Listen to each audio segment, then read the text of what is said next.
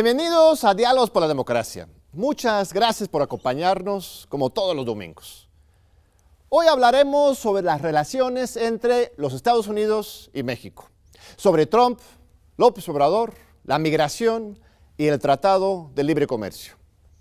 Y tendremos otro invitado de lujo en el estudio, el periodista Jorge Ramos. Desde que Donald Trump ganó las elecciones presidenciales de 2016, se ha colapsado la imagen de los Estados Unidos entre los mexicanos. Antes, 2/3 partes de los mexicanos tenían una opinión favorable del país vecino del norte. Pero hoy, menos de 1/3 de la población aprueba la actuación de los Estados Unidos. No es para menos. Durante su campaña presidencial, Trump arremetió una y otra vez contra los mexicanos, llamándolos delincuentes y violadores. Y desde que llegó a la Casa Blanca, el presidente estadounidense ha insistido en la construcción de un muro en la frontera y ha perseguido agresivamente a los migrantes, llegando incluso a separar a niños de sus padres y meterlos en jaulas. Ahora Trump está amenazando con sellar y militarizar la frontera si el gobierno mexicano no detiene por la fuerza a la caravana de migrantes de Centroamérica. Por su parte, Enrique Peña Nieto ha fungido como un tapete de Washington. Ha aceptado hacerle el trabajo sucio, primero a Obama y después a Trump. Por ejemplo, hoy México deporta más migrantes centroamericanos que los Estados Unidos. De acuerdo con estadísticas oficiales, en 2016 México expulsó 147,000 y los Estados Unidos 96,000 personas originarias de Guatemala, Honduras, El Salvador y Nicaragua. La cantidad de delitos cometidos en contra de los migrantes en el territorio nacional también se ha aumentado drásticamente. Y todo eso a pesar de que nuestra ley de migración incluye protecciones muy importantes para los migrantes. Por ejemplo, su artículo 7 dice que el libre tránsito es un derecho de toda persona y es deber de cualquier autoridad promoverlo y respetarlo. Y su artículo 2 señala que el gobierno mexicano debe cumplir con la congruencia, de manera que el Estado mexicano garantice la vigencia de los derechos que reclama para sus connacionales en el exterior. Ahora bien, hoy viven en los Estados Unidos 36 millones de personas de ascendencia mexicana, de los cuales casi 12 millones son migrantes que nacieron en México. Las ciudades donde hay una mayor cantidad de migrantes mexicanos son Los Ángeles, Chicago y Houston. Hace 30 años, antes de la firma del Tratado de Libre Comercio, solamente había unos 4 millones de migrantes y 15 millones de personas de ascendencia mexicana en los Estados Unidos. Uno de los resultados más claros de este tratado fue precisamente la expulsión masiva de millones de mexicanos del campo y del país. El TLC no ha reactivado la economía ni ha aumentado el salario de los trabajadores. México apenas ha crecido 1.2% per cápita anualmente desde 1994, una de las tasas más bajas de América Latina. Y los salarios reales de los trabajadores se han estancado completamente desde 94. Así que cada vez más personas migran a los Estados Unidos y las proyecciones estiman que para el año 2050 habrá más de 140 millones de latinos viviendo al otro lado de la frontera, una cuarta parte de la población total de los Estados Unidos. ¿Qué implica esta enorme presencia latinoamericana para el futuro político de los Estados Unidos y Norteamérica? ¿Y cómo afectará la llegada de Andrés Manuel López Obrador a las relaciones entre México y Washington? Sobre estos y otros temas conversaremos con Jorge Ramos durante la segunda mitad del programa de hoy. Pero primero dialogaremos sobre la experiencia personal de la migración con Alfonso Sánchez, de Honduras, y Alejandro de la Peña, que trabaja en la organización Sin Fronteras. Vamos entonces con Walter Arellano y su libro de la semana. No te vayas.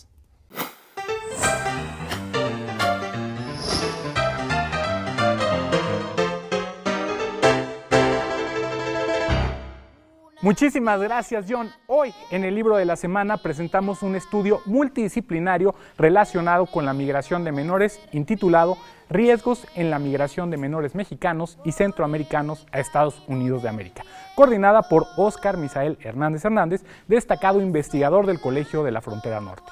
Este libro es fruto de la participación de varios académicos especializados en diferentes áreas del conocimiento, todos con un común denominador. Han dedicado sus estudios y esfuerzos al fenómeno de la migración en zonas fronterizas de México. La lectura, a pesar de estar escrita con tinta de serios doctrinarios, lejos está de ser un estudio técnico-academicista, ya que la lectura es fluida y no resulta difícil adentrarse a casos prácticos, estadísticas y a una explicación amplia acerca de los riesgos que sufren los menores en la migración desde la perspectiva jurídica, psicológica o sociológica. Esta importante obra está editada por el Colegio de Tamaulipas y forma parte de un catálogo impresionante de investigaciones realizadas por el Colegio de la Frontera Norte, que los interesados podrán consultar en www.colef.mx. Por supuesto, como cada semanita, no pueden faltar los obsequios para todos ustedes, y en esta ocasión, cortesía del Colegio de Tamaulipas, el Colegio de la Frontera Norte y el equipo de Diálogos por la Democracia, tenemos 3 ejemplares del libro de la semana. Solo tienes que arrobarnos a nuestro Twitter, @diálogosunam, y utilizar el hashtag Quiero mi libro, junto con el título de nuestra obra. Y si eres de los 3 primeros, te llevarás uno de estos ejemplares que tenemos para ti. Yo soy Walter M. Arellano y nos vemos la próxima semana con otra recomendación. Solo voy con mi pena, sola va mi condena. Correr es mi destino para burlar la ley. Perdido en el corazón de la grande Babilón. Me dicen el clandestino por no llevar papel. Eso fue Clandestino, en la versión del proyecto Playing for Change, que ha reunido a músicos de distintas partes del mundo con la intención de integrar de manera musical diversas culturas. Esta canción intenta narrar la situación y las vivencias de los migrantes en el mundo, es de Manu Chao. Y aquí tenemos con nosotros 2 invitados muy especiales. Muchas gracias por acompañarnos. Víctor Sánchez es de Honduras, es migrante en México y ha tenido una larga experiencia con la migración. Y tenemos a Alejandro de la Peña, que trabaja en la organización Sin Fronteras. Ahí eres coordinador de acompañamiento psicosocial a los migrantes, una ONG muy importante. Pues un lujo tenerlos aquí. Yo creo que el primer tema más importante, más coyuntural, es el de la caravana de los migrantes. Vienen muchos jóvenes, niños, niñas, mujeres en particular, por las imágenes que hemos podido ver, desde Honduras en una caravana hacia los Estados Unidos. Y Trump ya reaccionó con su típico estilo racista y agresivo, diciendo que los gobiernos de Guatemala, de México, tienen que cerrar la frontera, que él mismo quiere mandar a los militares a la frontera. Tú, Víctor, que eres originalmente de Honduras, incluso no sé si hayas conocido alguna vez a las caravanas que han pasado por acá. Cuéntame, ¿por qué la gente quiere salirse de Honduras? ¿O cuáles son los motivos por la migración que tú has vivido y que tú has visto? Pues la realidad, cuando nosotros como hondureños, digamos, salimos de nuestro país por la necesidad que la verdad, digamos, sí hay trabajo en nuestro país, pero los patrones no pagan bien, nos explotan. No podemos decir que, digamos, nuestro país está mal, digamos, pero nuestra supervivencia ya es muy crítica por las pandillas, por las maras, que diariamente nos asaltan o nos piden una renta en los negocios o en las casas propias que es de uno. Digamos, esa es la obligación que nos da a nosotros por abandonar nuestro hogar, que la verdad, sin necesidad que tengamos, los pandilleros nos amenazan, y pues no crean que nosotros somos ladrones, no todos somos iguales. También nosotros venimos a superarnos, a querer cambiar nuestra vida por nuestras familias. Igual en el camino se encuentran como los de migración, como policías, hasta como ciudadanos normales, nos atracan, nos quitan el dinero, venimos, pasamos Guatemala, igual nos quitan el dinero, subimos a la bestia, corremos peligro por los ladrones, o si no también igual porque nos podemos caer de la bestia, nos dormimos, a veces accidentados, y cuando venimos en la caravana, nos planeamos a veces que decimos nos vamos a proteger entre nosotros mismos, pero igual siempre las autoridades siempre interrumpen en el propósito de uno para podernos mejorar, digamos, venir aquí. Como pues nosotros escuchamos, ¿no? Pues que entró un nuevo presidente aquí a México que va a dar oportunidades de trabajo, todo eso, pues igual nosotros queremos mejorarnos, queremos que nuestras familias estén bien. Pues yo hablo por mi persona, que pues, gracias a Dios tengo una bebé y mi esposa no, y pues, ahorita tengo un trabajito que pues me está sacando adelante, gracias a una organización que se llama Sin Frontera, que es la que me está apoyando igual a tramitar mis documentos, que por eso estoy acá, igual dándoles mi cara para que igual no piensen que nosotros somos ladrones, ni venimos a quitarles el trabajo como muchos me han dicho a mí cuando voy a pedir un trabajo. ¿Aquí en México te han dicho eso? ¿Has sentido bienvenido por los mexicanos, por un lado, y por el gobierno, por el otro lado, o más bien has sentido rechazo? Pues sí he sentido, digamos, un apoyo por los mexicanos. Igual no voy a decir que los mexicanos son acá, no, eso es mentira. Sí nos apoyan, pero así como buenos y malos hay en todo el mundo, ¿no? Pues migración, ¿cómo se puede decir? No han ayudado necesariamente. Bueno, tú relatas una experiencia que incluso en el trayecto tú, otros colegas de Centroamérica han sufrido directamente pues, robos, ¿no? Sí, abusos, abusos. No solamente de los criminales, sino de los mismos agentes de migración. ¿Te consta eso? O sea, sí, porque en sí, sí, toda la parte más peligrosa es de Tenosique, Tabasco, Veracruz, hasta el Pico de Orizaba, porque pues donde están todos los narcotraficantes, digamos, que nos asaltan, nos quitan el dinero, nos golpean. Yo he visto cuando los han cortado, digamos, he visto escenas muy peligrosas que, digamos, igual me da cosas decirlos aquí, pero igual, yo sé que mis compatriotas, digamos, que vienen ahorita en camino, digamos, yo les deseo lo mejor y yo sé que van a venir y que van a trabajar por su familia, digamos, vienen por algo que van a cambiar su vida, como todos, ¿no? Principalmente yo, que pues estoy aquí en México, echándole ganas, buscando personas buenas como el señor Alejandro que está al lado mío, que la verdad pues, me han apoyado en Sin Frontera bastante económicamente, como servicial y moralmente, porque ellos me explican bien cómo lo de migración, qué es lo que tengo que decir de migración, o algo que migración me quiera negar a mí, ellos van y hablan con ellos, hablan de mis derechos,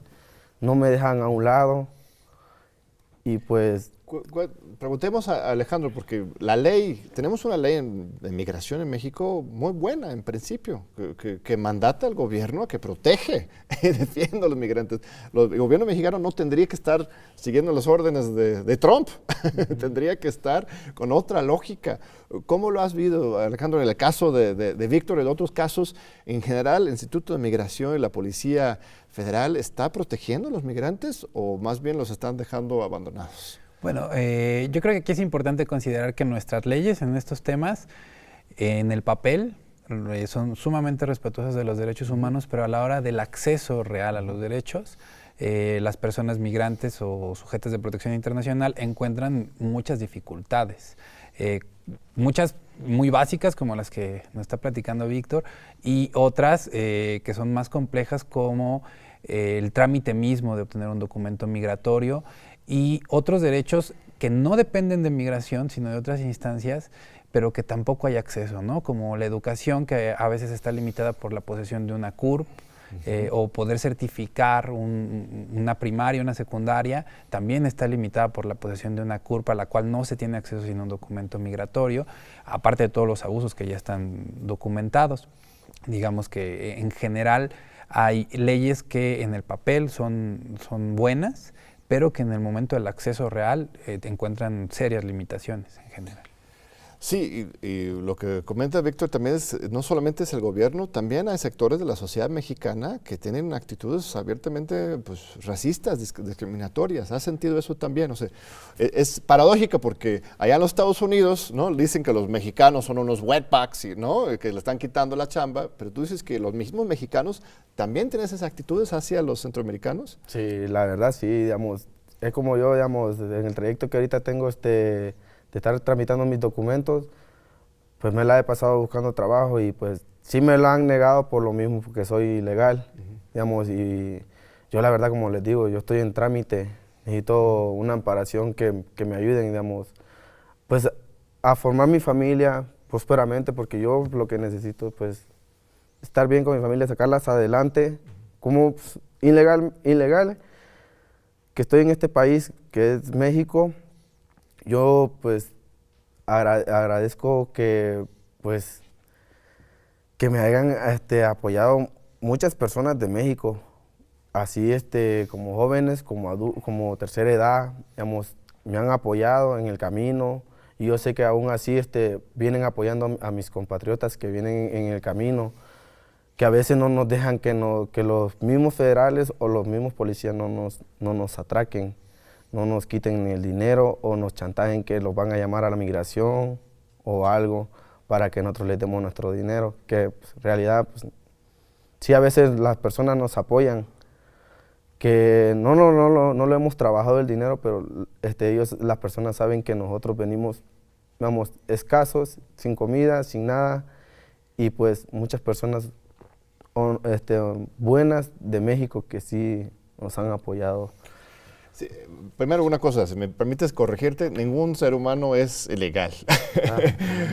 Podría ser que, bueno, le explicamos al público, Víctor está en trámites de regularización, tu esposa es mexicana, Sí, ¿no? mi esposa es mexicana. Y justamente por los problemas burocráticos no te han permitido terminar tu trámite, que debería ser absolutamente lógica si estás casado con una mexicana, hasta con una hija, has hecho tu vida aquí, debe ser un trámite muy rápido, pero por una u otra razón burocrática, quizás racismo, intolerancia, no has podido llegar a tener tus documentos, no tienes los documentos, pero estás aquí legalmente, ningún ser humano es ilegal y hay tratados internacionales que te protegen y te tutelan tus derechos, e incluso la misma ley mexicana, pero es un absurdo, ¿no? Justamente que un país que tendría que estar de amigo, de solidario con los hermanos latinoamericanos, de repente, pues pareciera que más bien está trabajando al servicio de otros intereses.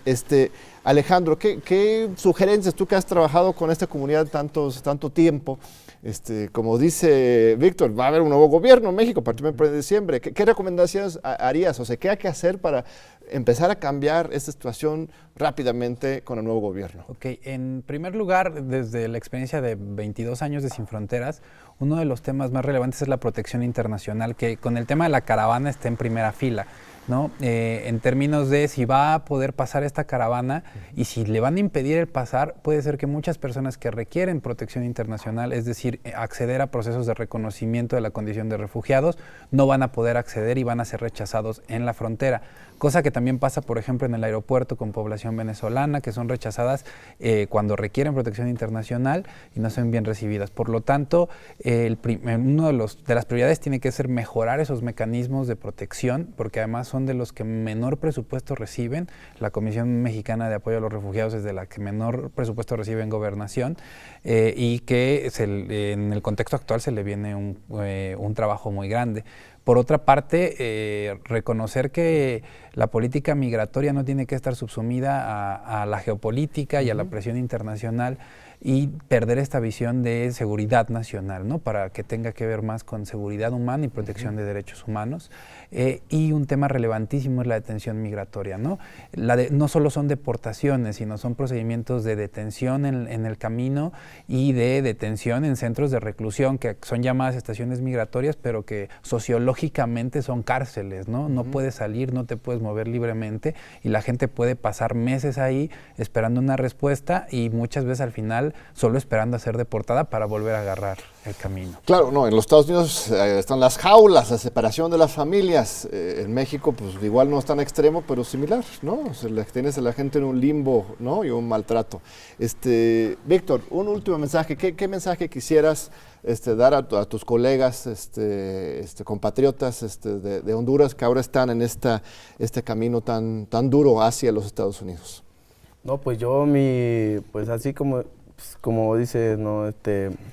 Lo que yo espero de mis compatriotas es que, pues la verdad, luchen por su familia y que si en verdad es su decisión llegar a Estados Unidos o venir aquí a México a trabajar, pues que le echemos muchas ganas por nuestra familia, por nuestros hijos, digamos, que la verdad los mexicanos sí nos están echando la mano y pues algunos, digamos, el presidente ahorita que viene, que yo estaba viendo en la tele, digamos, ha dado unas buenas propuestas, digamos, para nosotros, digamos, y la verdad, así como se escucha, esperemos que sí las cumpla para que nosotros, digamos, dejemos de estar inmigrando de países en países, que nos apoyen, digamos, no con riqueza, no, sino que nosotros tenemos que echar también nosotros de nuestra mano para ganar nuestra vida y estar bien en un lado estable para nuestra familia, que le echen ganas y que, pues, gracias a Dios, aquí hay personas que nos defienden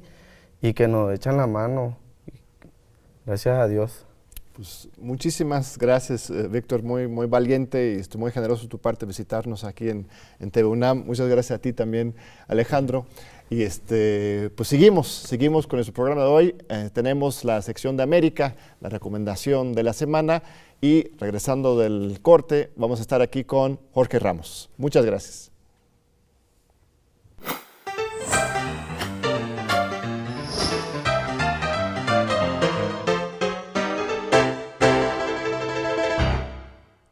¿Qué tal, amigos? Gracias por acompañarnos en nuestra cápsula de Diálogos Recomienda. Para no salirnos de la temática del día de hoy con nuestro invitadazo Jorge Ramos, los voy a invitar a participar en el 8º seminario del Anuario Mexicano de Derecho Internacional, organizado por el Instituto de Investigaciones Jurídicas de la UNAM. Se va a llevar a cabo el próximo 26 de octubre de 9 de la mañana a 8 de la noche en el Auditorio Héctor Fixamudio. El eje temático del seminario será sobre la política exterior del presidente Donald Trump y el derecho internacional. Algunas de las temáticas que se abordarán son la renegociación del Tratado de Libre Comercio de América del Norte, el papel actual de Estados Unidos de América en la Organización de las Naciones Unidas, la política migratoria de Estados Unidos de América, relaciones entre Estados Unidos de América y Corea del Norte, cambio climático, derechos humanos, entre otros temas más. Así que si quieren saber aún más sobre el tema internacional, es una buena oportunidad para hacerlo. Esta ha sido mi recomendación de la semana y recuerden que si tienen alguna sugerencia sobre actividades, foro o exhibición sobre temas de democracia, política o participación ciudadana, pueden hacerlo por medio de nuestras redes sociales. Que tengan hermoso domingo. Nos vemos la siguiente semana. Aquí estamos con Jorge Ramos. Bienvenido, Jorge. Un placer estar aquí en la UNAM. Aquí a TV UNAM, a la UNAM, tu casa. De verdad es un lujo y un honor tenerte aquí. Para quienes no conozcan a Jorge Ramos, él es pues mexicano de nacimiento, migrante a los Estados Unidos y uno de los periodistas más destacados allá en los Estados Unidos y en el mundo entero. En las encuestas, incluso, de una encuesta de Pew Hispanic Center, le señalan a Jorge Ramos como el segundo líder latino más importante de los Estados Unidos, Gracias, solamente Jan. Después de Sonia Sotomayor, que es una ministra de la Suprema Corte de allá, dos latinos, mexicanos, muy distinguidos. Mire, Jorge, es un lujo tenerte aquí. ¿Por Gracias, qué Jan. no nos comentas primero un poco sobre tu propia trayectoria? Yo creo que hay mucha curiosidad sobre ese tema. ¿Cuándo llegaste a los Estados Unidos? ¿Cómo lograste esa increíble proyección mediática en los Estados Unidos? Estados Unidos, y suena casi cursi, ¿no? Pero me dio oportunidades que no podía en esa época tener en México. Yo fui periodista aquí en México y me censuraron. En 1982, 1983, había una censura directa de Los Pinos a los medios de comunicación. Yo quería trabajar en televisión y en esa época, te contaba, entrevisté a Elena Poniatowska. Mira, que estuvo aquí sentado donde estás tú hace 2 semanas. Y a Carlos Monsiváis. Y me dijeron que ellos no eran gente de la televisora y que no podían salir. Y yo no quería ser un periodista censurado en México y me fui. Tenía un bochito, conseguí un poco de dinero y con eso me fui a Los Ángeles a estudiar en ¿Qué edad tenías? UCLA. Tenía 24 años, acababa de terminar la universidad y no quería que mi carrera se limitara a las cosas que el gobierno me quería dejar decir. Claro. Porque para ser periodista y ser censurado, eso no es ser periodista. Además, lo más importante en el periodismo es que te crean, que las cosas que tú dices la gente las crea y creo que también nuestra función social es cuestionar a los que tienen el poder. Y si no me iban a dejar cuestionar a los que tienen el poder, no tenía ningún sentido para mí trabajar en México. Entonces te fuiste de refugiado político, en cierto sentido, de México por allá. Y me fui como estudiante. Estudiante también, pero tus papás, tu familia, todos viven aquí en la Ciudad de México. Sí, me fui solo. Fuiste de aventura, de rebelde en busca de contar tu historia. Y yo creía que me iba a quedar un año. Y después de un año pude conseguir un trabajo en la televisión en español en los Estados Unidos, primero en Los Ángeles y luego en Miami. Y en el 86, 3 años después, comencé a ser el conductor del Noticiero Univisión, el Noticiero Univisión que sale en todos los Estados Unidos y en 13 países de América Latina. Pero lo fascinante es que también sigues con tu mira hacia México. Hay muchos mexicanos que van para allá o tienen alguna ascendencia mexicana allá en los Estados Unidos, pero como que no se fijan mucho en México. Y tú estás muy activo en la política, los debates políticos, tienes una columna en Reforma, ¿sigues con ese cariño hasta ganas de regresar aquí algún momento? ¿O cuál es tu relación hoy? México nunca se va de ti. Y por supuesto soy mexicano y siempre seré mexicano y siempre estaré preocupado por las cosas de México, pero ocurrió algo. Me voy por censura, John, pero gracias a los satélites, gracias a los medios de comunicación, gracias a las nuevas comunicaciones, empiezo a criticar a los gobiernos mexicanos desde los Estados Unidos y no me pasa nada. Por supuesto es una situación muy distinta a la de tantos periodistas en México que eran censurados o que fueron asesinados en México por criticar a los poderosos. En mi caso tuve la gran suerte de poder seguir conectado a México, de empezar a criticar a México desde los Estados Unidos y a criticar el sistema autoritario, represivo que tuvimos durante muchísimo tiempo. México no fue una democracia hasta el año 2000, entonces había que decirlo. Y incluso algunos podrían decir que hasta ahora, en 2018, iniciamos la verdadera democratización, porque tu historia es similar a la mía, nada más que yo encontré del otro lado de los Estados Unidos a México, y donde yo encontré refugio, libertad de expresión, es aquí mismo, en TV UNAM. Yo había estado censurado durante 6 años con Peña Nieto, y es gracias a la universidad que tenemos este tipo de espacios. E incluso Elena Poniatowska nos vincula, porque ella fue la primera invitada aquí en esta mesa. Entonces, pero ya estamos con una democracia en México, ¿y tú crees que...? Ahora definitivamente que sí. Yo creo también, John, y podemos discutirlo, yo creo que a partir del año 2000 también fue un momento muy importante, ¿no? Por supuesto. Después de tener al Partido Revolucionario Institucional desde 1929 hasta el año 2000, con la llegada de Vicente Fox, yo recuerdo esos cientos de miles de personas llegando al centro de la Ciudad de México y luego al Zócalo, cómo México empieza a cambiar. Y luego, desafortunadamente, tenemos los últimos 12 años que han sido terribles para México. O sea, ¿cómo es posible que el gobierno no pueda garantizarle la vida a los mexicanos y tengamos 200,000 muertos en el sexenio de Felipe Calderón y en el sexenio de Enrique Peña Nieto? Eso es absolutamente terrible. Pero ¿tú crees que la democracia llega hasta ahora? Yo creo que sí, yo creo que la elección... No en el 2012. No, ni en 2000. Desde 2018 para mí es la primera elección realmente legítima democrática. 2000 quise decir, 18, claro. sí, no, 2000 hubo una esperanza democrática. Yo lo fecho de 97 hasta 2003. Hubo un empuje, el inicio de una transición, pero esa transición fracasó, descarriló, y a partir de 2003 hay un retroceso, y con el sexenio de Peña Nieto, 2012-2018, estamos de regreso en, pues como Gustavo Díaz Ordaz. Acabamos de tener una entrevista sobre el 2 de octubre con Apegmeño Ibarra, y él coincidió con ese análisis. Peña Nieto, en cierto sentido, fue peor que Díaz Ordaz. Pero es un sujeto a debate, discusión. Yo creo que en el 2000 fue un cambio muy, muy importante. Creo que, por supuesto, regresamos con un gobierno sumamente represivo y preocupante con Enrique Peña Nieto. O sea, más muertos que nunca en la historia moderna de México. Y sin duda, con censura en el gobierno de Peña Nieto. Y represión, desaparición de estudiantes. No solo contigo, sino también con Carmen Aristegui, Claro. los 43 de Ayotzinapa, la participación de las fuerzas policiales en todo esto, terrible. Ahora, con López Obrador, ¿tienes esperanza que las cosas vayan a cambiar en México o no? Por supuesto, y el cambio ya está ahí. O sea, después de 89 años, si contamos desde 1929 hasta ahora, de 89 años del Partido Revolucionario Institucional y del PAN, las cosas tienen que empezar a cambiar. Y yo espero que esas esperanzas puestas en López Obrador, sobre todo, se materialicen en el tema de la seguridad. O sea, los mexicanos no queremos que nos sigan matando. Y eso me parece una cosa fundamental. Y luego podemos saltar, si tú quieres, también a la relación entre México y los Estados Unidos. Pero sin la menor duda, esto sí es un cambio para México. Tú entrevistaste a Andrés Manuel hace un año, en el 2017. 2017. ¿Cuál fue la impresión que tú tuviste de él? No es la primera entrevista que había tenido con López Obrador. Y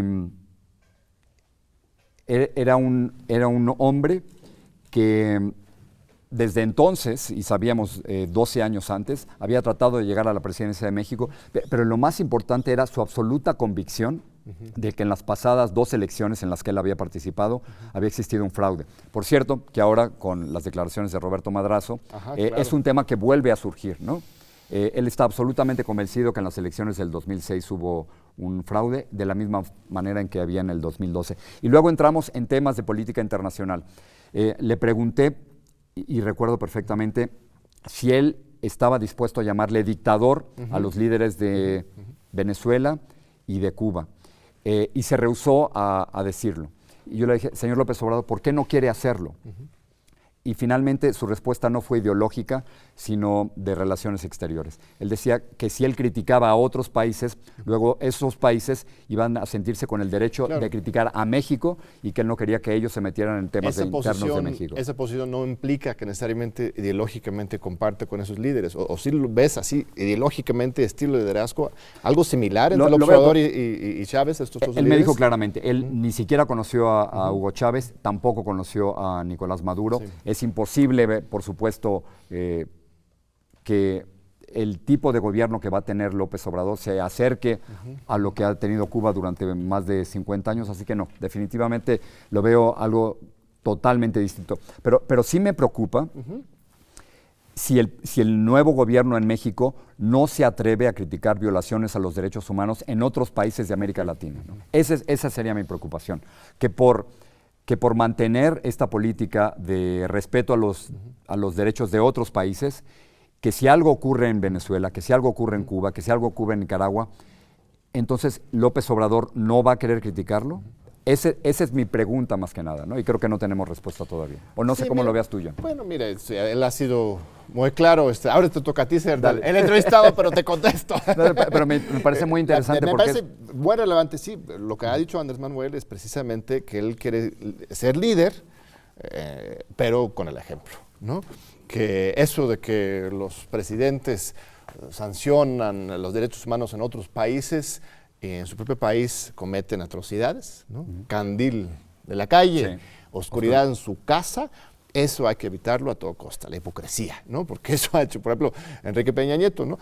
Criticando violaciones de derechos humanos en Venezuela, en Nicaragua, donde quieras, sí. Pero dentro, México está viviendo una crisis de derechos humanos peor que cualquiera de sus países. Tenemos cientos de presos políticos en este sexenio. Ahora van saliendo, una, por ejemplo, Nestora Salgado, ahora va a ser senadora incluso. Las cosas están cambiando, pero eso es el problema. Entonces, lo que quiere hacer Andrés Manuel, como yo lo veo, como analista independiente, es que él quiere hacer eso, dar el ejemplo de que sí se puede transformar, defender los derechos humanos y que eso ya puede permear y dar el ejemplo al mundo entero, ¿no? Una nota más aquí. Me parece que el respeto a los derechos humanos debe ir por encima de la soberanía de cualquier país. Así que si hay violaciones a los derechos humanos en otros países, el nuevo gobierno de México creo que tiene la obligación de salir y denunciarlo también. Muy bien. Okay, en este tema de los derechos humanos, hablemos de Trump, sí. Porque tú vives allá, tú eres mexicano, migrante y eres ciudadano estadounidense. Tengo ¿también? Los dos pasaportes, pasaporte mexicano y pasaporte estadounidense, el azul y el verde, al igual que tú, ¿no? Así es, okay. Así es. Entonces, Trump ha encabezado un ataque desde la más alta oficina de la política estadounidense en contra de los mexicanos, no solamente el muro, es un discurso racializado, sí. Violento, ¿no? ¿Esto es porque está loco Trump o tú ves que hay una corriente dentro de la cultura estadounidense que realmente respalda y apoya esto? O sea, ¿es algo estructural o es nada más que algo que se va a pasar con la salida de Trump? Me parece... Me gusta mucho como académico que eres que lo presentes así. Creo que sería un gravísimo error culparlo todo a un problema de personalidad o a un problema psicológico. O sea, no podemos culpar esto al estado mental de Donald Trump. Nos encontramos, yo creo que frente al presidente más anti-inmigrante desde la operación Wetback en 1954. Donde, por supuesto, sacaron a 1 millón de mexicanos de los Estados Unidos, varios de los cuales murieron en la frontera en Mexicali. El discurso de Donald Trump es claramente racista. Tenemos a un presidente que dijo que los inmigrantes mexicanos somos criminales y violadores. Eso es racista. Tenemos a un presidente que dijo que las personas de África y de Haití venían de países de basura. Eso es un discurso racista. Tenemos a alguien que dijo que podía agarrar a las mujeres de sus genitales. Eso es un discurso sexista. Y tenemos a alguien que dijo que, por ejemplo, un juez que se llama Gonzalo Curial, a quien no espero que conozcan en México, que por ser de origen mexicano, que él no podía realizar bien su trabajo. Entonces, frente a todas estas políticas racistas de Donald Trump, lo que hemos visto es una corriente anti-inmigrante poderosísima. ¿Cuál es el temor? Bueno, el temor está en parte de la población blanca de los Estados Unidos, blanca no hispana, de que dejen de ser la mayoría. Actualmente cerca del 60% de la población en los Estados Unidos es blanca no hispana, pero en el 2040... Aunque esa categoría es extraña, ¿no? Eso de blancos, ¿no? Lo entiendo, pero donde voy es lo siguiente. La población blanca no hispana siente que ha ido perdiendo poder. En 1965 eran cerca del 80%, actualmente son cerca del 60%, y en el 2044 los blancos estadounidenses no hispanos van a ser minoría. Claro. Creo que ese es el problema, John. Yo creo que el problema es una mayoría que está dejando de serlo, que está perdiendo poder político, económico, cultural, y que le teme a los nuevos inmigrantes y a las minorías hispanas, afroamericanas, indígenas y asiáticas, de que ellos tomen el poder que antes tenían. Hay entonces una base social para esta intolerancia y discurso del odio. No lo inventó Trump. Él lo está aprovechando y lo está explotando. Al final lo está explotando, pero lo está desviando o está radicalizando totalmente en algunos sentidos. ¿Tú crees que la sociedad mexicana en los Estados Unidos y la sociedad estadounidense en general va a poder responder, remontar esto, o las cosas van a empezar a degradarse? ¿Cómo ves las tendencias de la política? Las tendencias actualmente, te lo voy a dividir. En los Estados Unidos, casi todos los que votaron por Donald Trump volverían a votar por Donald Trump. Y él sigue buscando apoyo de su base. Así que en los Estados Unidos yo me estoy preparando, John, para 2 años más de Trump y quizás para 6 años más de Trump. O sea, creo que lo que nos corresponde a los periodistas en este caso es tomar partido. En casos de racismo, discriminación, los periodistas debemos tomar partido. Nuestra principal labor social es cuestionar a los que tienen el poder, y si no tomamos partido, no estamos haciendo bien nuestro trabajo. Y aquí en México, la relación de Trump con Peña Nieto ha sido espantosa. O sea, si te parece, Jorge, vamos a un breve corte y seguimos con ese tema. Muchas gracias. Listo. Y te esperamos unos minutos. Muchas gracias de nuevo, Jorge, por visitarnos aquí en la UNAM. Es un placer, es un honor estar aquí. No, al contrario. Televisión abierta, que se puede decir absolutamente todo. Eso es una maravilla. Es un espacio de libertad TV UNAM. Que no debería llamarnos la atención, pero que me llama mucho la atención, en un México donde todavía hay censura de los pinos hacia ciertos medios de comunicación y donde ciertos medios de comunicación sienten que deben hacerle el juego al gobierno. Así es, y además es una nueva etapa histórica, ¿no? Y para mí, en lo personal, las preocupaciones con respecto a Andrés Manuel, por ejemplo, de que él podría llegar a censurar y controlar, pues más bien es al contrario. Eso es lo que tenemos, la censura y el control, y ahora con el nuevo sexenio se va a abrir muchos espacios, va a haber, desde mi punto de vista, un verdadero renacimiento de la cultura, el debate, discusión, y es un honor tenerte aquí. Y hay que seguirlo, John. Yo sé que vamos a hablar de Peña Nieto, pero déjame decirte una cosa sobre esto. Creo que como periodistas ahora, quizás no le guste a López Obrador lo que voy a decir, pero ahora nos toca criticarlo. Por supuesto. Nos toca estar del otro lado. Escribí un artículo hace unas semanas sobre lo preocupante que para mí era tener a Manuel Bartlett en el gobierno, cuando muchos acusan a él de ser el responsable de participar en un tremendo fraude que hubo en México, ¿no? El fraude de 1988 que pone a Salinas de Gortari ahí. Ok, podemos estar de acuerdo, ¿no? Pero me parece que nuestra labor de los periodistas es tener la posibilidad de poder criticar eso y que López Obrador y su gobierno lo aguante, ¿no? Sobre todo que aflore el debate de discusión. A mí me parece muy legítima esa crítica. Yo tengo otro punto de vista y a mí me parece que Manuel sí tiene una responsabilidad histórica en 88, pero su cargo ahorita no es un cargo político, no lo están poniendo en secretario de Gobernación, ni en ningún cargo de ese nivel. Sí, en electricidad, yo sé. Es un cargo de administración pública en un tema que él es experto. Él es un verdadero tecnócrata. No solamente los que estudian en Yale y Harvard, pero Manuel sí sabe y lo defenderá.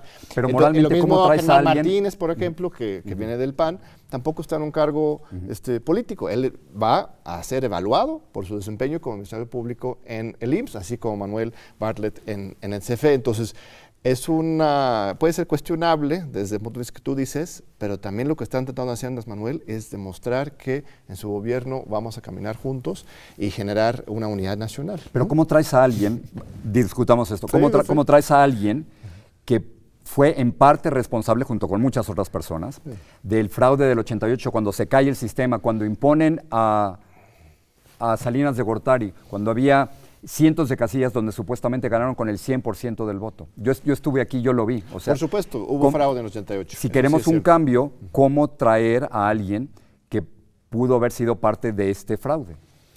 Esa es mi preocupación con el nuevo gobierno y con traer a alguien como Bartlett. Es una preocupación legítima y creo que es muy importante precisamente lo que dices, abrir el debate, la discusión. Eso es el nuevo momento democrático, es que podemos tener estos espacios. Ahora, estábamos hablando de Peña Nieto y Trump, ahora López Obrador y Trump. Todo parece un poco revuelto porque Peña Nieto hizo todo lo posible por arrastrarse con Trump, con Jared Kushner.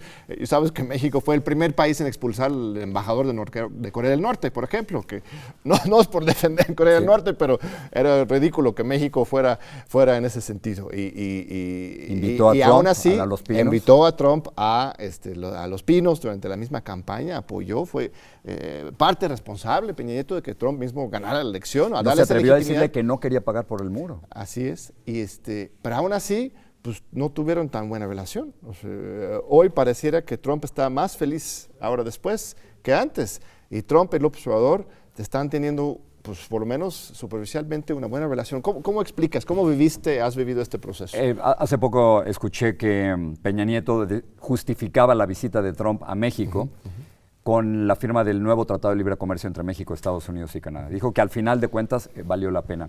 Pero la posición sumisa, débil, entreguista de Peña Nieto frente a Trump fue espantosa, particularmente cuando Trump nos insulta a los mexicanos Así es. y el presidente de México no sale a defender a los mexicanos en el exterior.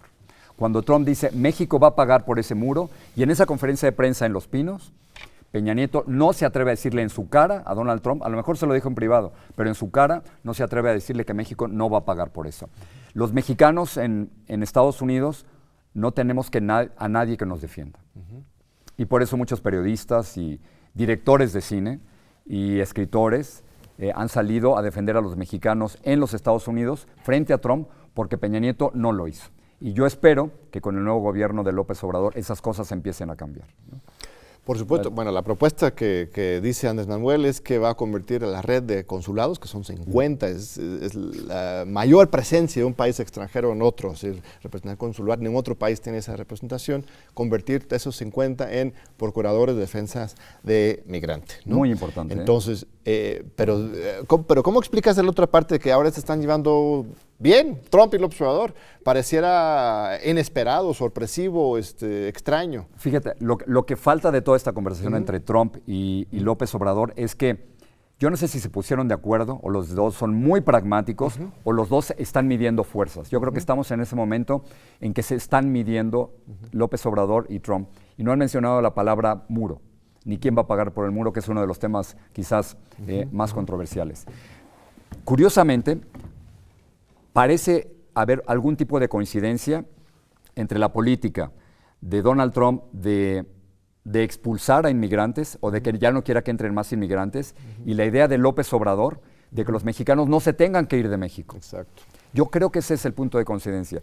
López Obrador quiere que los mexicanos encuentren buenos trabajos en México y se queden en México para el bien de México y por los mexicanos, y Trump no quiere que más mexicanos y más centroamericanos vayan hacia los Estados Unidos. Creo que en ese punto están coincidiendo las dos agendas, que es el tema central, me parece, y yo creo que por eso, hasta el momento, la relación es positiva.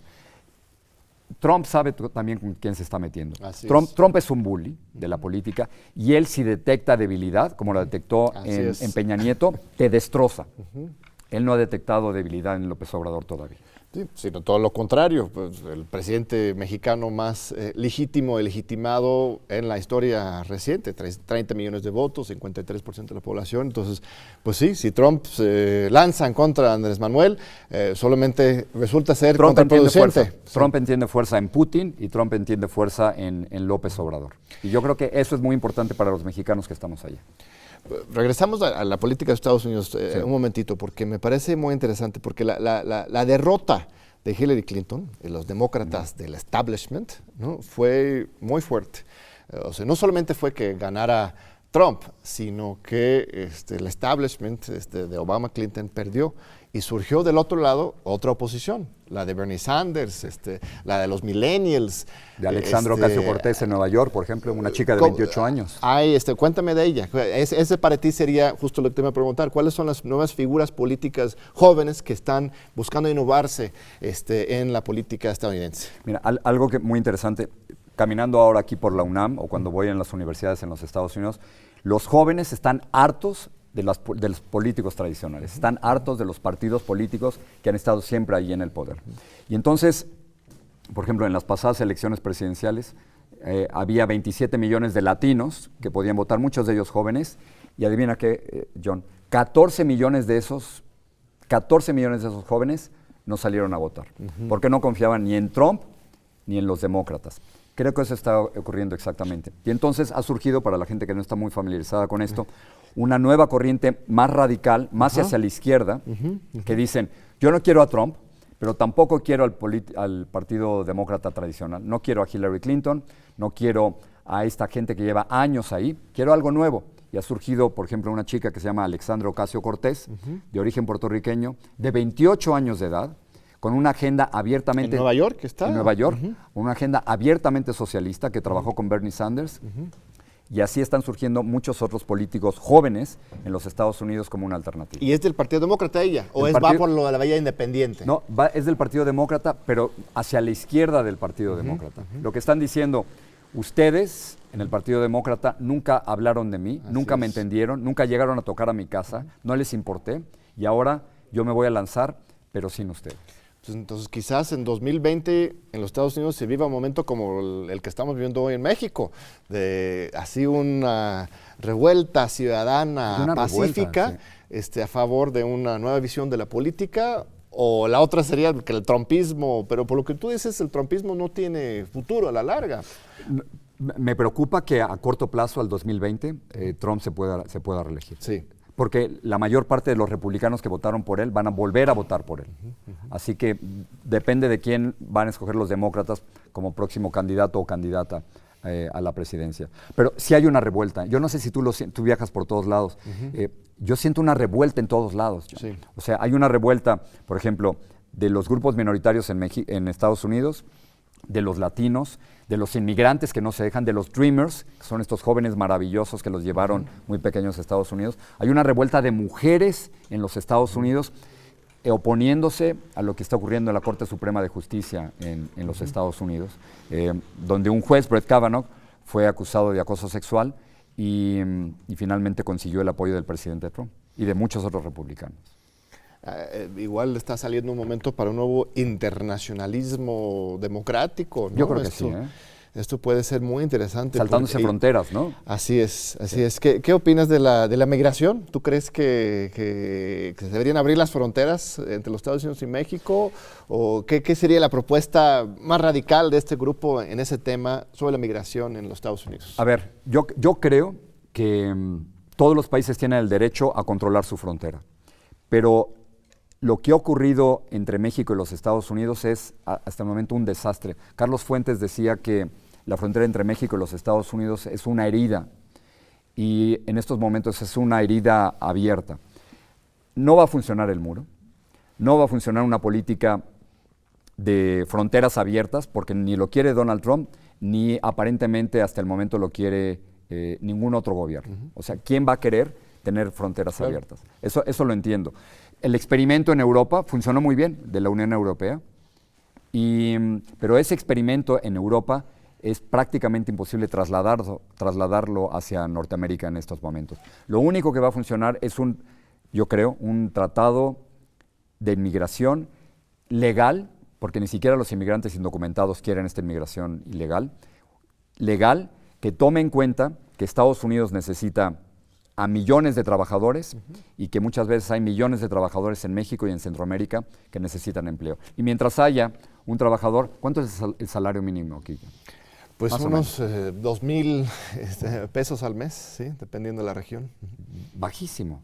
O sea, hay gente que vive en México con $1 o menos de $1 al día. Y piensa que en los Estados Unidos pueden ganar en una hora $5 o $6 la hora. Así es. Entonces, esto es una atracción extraordinaria para muchos inmigrantes para venir a los Estados Unidos. Así es, ¿no? Y como señalabas, entonces la coincidencia extraña, histórica entre Andrés Manuel López Obrador y Trump es pues desarrollo. Desarrollo para el sur de México y para Centroamérica. Para que no se vayan, para que no se tengan que ir, ¿no? Así es, muy bien, Jorge. Pues estamos terminando con gracias por nuestra entrevista. Siempre me toca estar del otro lado. Quiero darte una última oportunidad para enviar un mensaje a la comunidad universitaria de la UNAM. Primero, regresa por favor a una conferencia pública porque hay mucha gente que te admira, que quiere dialogar contigo. ¿Qué mensaje mandarías tú a los jóvenes de la UNAM que hoy estudian en las facultades? Tenemos 350,000 estudiantes en la UNAM. Voy a decir una cosa primero personal. Yo soy Puma. Yo cuando era estudiante en la preparatoria, entré en el equipo de atletismo de la UNAM y siempre desde entonces me he sentido parte de esta universidad, aunque haya estudiado en otro lado. Y mi mensaje, si tuviera que decir algo, es exactamente lo mismo que le escribí a mis hijos recientemente. Desobedezcan. Yo creo que lo que hay que pedirle a los jóvenes es que desobedezcan. Frente al racismo, tienen que desobedecer. Frente a la injusticia, tienen que desobedecer. Frente al autoritarismo, tienen que desobedecer. Los jóvenes que no desobedecen cuando las cosas están mal, son responsables de esas tragedias. Así que mi mensaje hoy es desobedezcan y ya luego si me invitas lo extendemos un poquito más. Pero con causa también, con causa rebelde con causa. Y sin violencia. Creo que es muy importante que, que podamos y debamos desobedecer sin violencia. Y es posible. Y creo que el cambio que estamos viendo aquí en México y con muchos grupos en otras partes del mundo. Es un cambio que se ha dado sin violencia, pero es un cambio de gente, John, que no quiso obedecer, que dijo, yo no voy a obedecer a un régimen que mata, que reprime, que no cuenta los votos, ¿no? Sí, es increíble también cuando compara 68 con hoy. Tenemos masacres diferentes, pero similares, como en 68, pero exactamente. Tlatlaya, Nochistlán, hay muchas masacres. Hay una lógica de autoritarismo de Estado similar hoy que antes, pero después de 68 vino 71, otra masacre en contra de los estudiantes, y pues guerrilla, represión, una especie de guerra civil. Hoy el desenlace pues es otra, es la vía pacífica, electoral, y un nuevo gobierno. Entonces hay una esperanza increíble, y es muy bonito que nos visites, Jorge. Y lo aprendimos en el 68, yo creo. ¿Sí? Aprendimos en el 68, éramos algunos niños, pero aprendimos a desobedecer, ¿no? A no dejarnos, ¿no? Y creo que esto que tenemos ahora en el 2018 es reflejo de no habernos dejado. Exacto. Y ahora no se trata de confiar que el nuevo gobierno resuelve las cosas, pero como dices, participar, criticar y construir juntos un nuevo México y un nuevo Norteamérica, ¿no? Pues un gusto, Jorge. Gracias, ojalá John. podamos continuar con este diálogo en el futuro, y te deseo un buen viaje de regreso a Miami, y regresa pronto, y muchas gracias por acompañarnos en otro programa de Diálogos por Democracia. Nos vemos otra vez en 8 días. Solaba mi condena, correr en mi destino por no llevar papel.